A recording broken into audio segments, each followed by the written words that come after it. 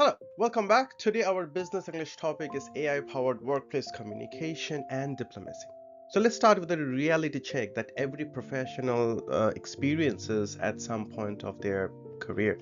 Writing a calm, polite email when you are stressed, overworked, and dealing with an unreasonable deadline. When under pressure, our natural instinct is to respond in one of the two ways. Either we write a blunt, abrupt email like we cannot do this by Friday. It damages the client's trust and we look extremely unhelpful.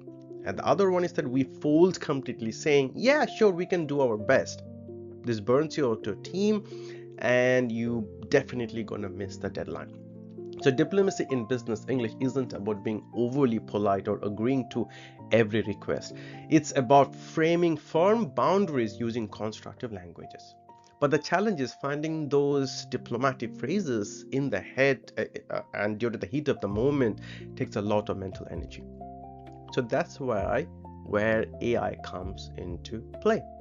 Simply, AI helps you with the communication part, and in this lesson, we are going to explore deep structural techniques for softening your language, walk through real world workplace scenarios, analyze a live example, and map out a step by step AI workflow you can use every single day to turn stressful email drafting into professional win win communication. So let's break down the anatomy of diplomatic business response. Effective diplomatic communication relies on three fundamental pillars: acknowledgement, quality reframing, and alternative steering. First, acknowledgement and validation. Before you say no or push back, you must demonstrate that you have heard the other person. Phrasing like, I completely understand why this launch date is critical for your team, lowers their defensive walls immediately. Second, reframing constraints or as quality commitments. Never make your refusal sound like laziness or lack of effort. Instead of saying, we don't have enough staff to build this feature right now, reframe it around standards. To ensure we deliver a secure and thoroughly tested product, we cannot rush this build phase. So notice the shift. You didn't say we cannot work faster, you simply said we prioritize quality. That's beautiful. Third one, alternative steering. A diplomatic professional never leaves a conversation at a dead end. You must always offer a realistic alternative. Instead of stopping at the refusal, you say, what we can do in the interim is deliver the core features by Friday and release the secondary features early next week. So look at that concrete workplace scenario. Imagine a key stakeholder sends you an email on Wednesday afternoon saying, we need the entire market analysis report moved up from next Friday to tomorrow morning. And if you write, that's impossible on short notice, my team is already busy with quarterly audits, you sound combative. If you write, okay, we will try to get it to you, you risk sending an incomplete, inaccurate report that reflects poorly on your team. So, instead, applying our three pillars, which will sound like, hi, let's say Sarah, I appreciate the urgency of reviewing this market data before your executive meeting. However, to ensure the accuracy and depth required for a decision of this scale, we're unable to compile the full analysis overnight. What I can provide by 9 a.m. tomorrow is an executive summary of the top 3 trends while keeping our final delivery date for the complete report on Friday. So, did you notice it's a clean, firm, and helpful? That sounds you protected your team's time while still providing immediate value to the stakeholder. So it's time for our mid-session quiz. We have 3 quizzes to test your intuition on diplomatic boundary setting. Pause the video if you like, or else I will count up to 3 and I'll reveal the answers. Okay, so the question 1, a client asks to add 3 new deliverables meet project without extra budget. Which response is the best? Is it A, that wasn't in our original agreement, so we need to charge you more? B, we would be happy to explore adding these deliverables. I will send over a quick addendum showing how this impact our timeline and budget. And C, I guess we can try to fit those extra slides in if we have some extra time. Okay, you can pause or else answer in 3, 2, 1. It's option B.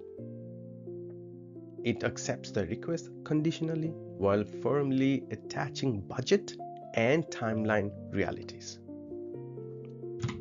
Question 2. Your team encounters a technical bug that delays launch by 2 days. How do you notify your stakeholders? Is it due to unexpected delays beyond our control, the product won't be ready? B, you didn't give us enough QA time, which is quality assurance time, so we are moving launch to Wednesday. And C, to ensure full system stability and data security, we have adjusted our launch date to Wednesday. So your answer in 3, 2, 1. It is C. It reframes the delay around quality assurance rather than placing blame or sounding helpless. Okay. Last one. A colleague invites you to an urgent meeting during your deep focus work time, but it lacks an agenda. How do you respond? Is it, I'm busy right now, send me an email instead? B, I would be glad to jump on once I review the agenda. Could you share the key objectives so I can prepare the right data? And C, I guess I can join for a few minutes if I have to. So what's your answer? In 3, 2, 1. It is B. It sets a clear boundary while showing willingness to assist once context is provided. So now let me walk you through the practical AI workflow that will allow you to execute this seamlessly in your daily work using any major AI assistant. ChatGPT, Claude, Manus, Perplexity, even Grok, anything you like.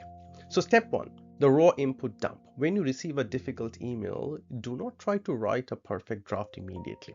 Instead, open your AI tool, paste the incoming email, and below it write down your raw unfiltered reaction. You can literally type, client wants the project done 3 days earlier. My developer, the lead says, no way, I want to tell them we can give them a preview on Thursday, but the full build won't be ready until Monday.